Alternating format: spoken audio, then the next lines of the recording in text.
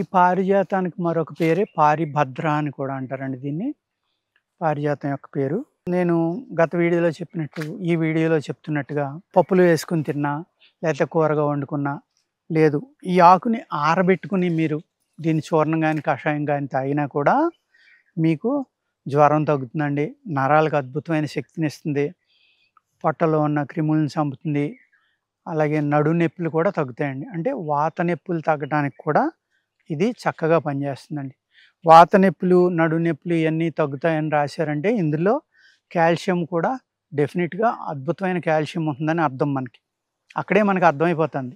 నరాలకి ఏదైతే బలం కావాలో, శక్తి కావాలో, నరాల పైనున్న కోటింగ్ గానీ, లోపలున్న కోటింగ్ గానీ ఈటిలనన్నీ కాపాడడంలో అద్భుతంగా పనిచేస్తుందండి. దీని కషాయం తాగొచ్చు, లేదా పచ్చిదాని రసం తాగొచ్చు.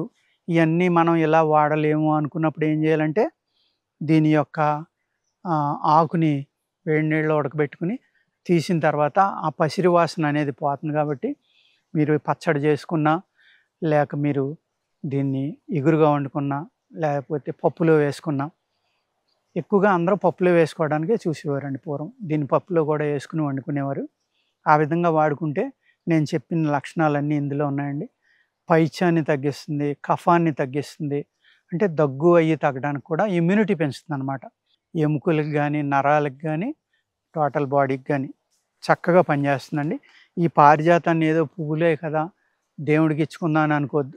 ఇదే ఆకుని మీరు సిటీలో ఉన్నవాళ్ళు కోసుకున్నారనుకోండి, ఒక్క 5 నిమిషాలు నీళ్ళలో నానబెట్టి క్లాత్ తోటి తుడుచుకోండి. లేకపోతే ఏమవుతుందంటే ఈ ఆకు నిండా ఈ మన వాహనాల యొక్క మసే ఉంటుందండి దాని మీద. అది వండుకొని తిన్నారనుకోండి చాలా ప్రమాదం. దయచేసి ఫ్రెష్‌గా ఉన్నయే వండుకోవడానికి ప్రయత్నించండి. అర్థమైంది కదండీ! నమస్కారం అండి.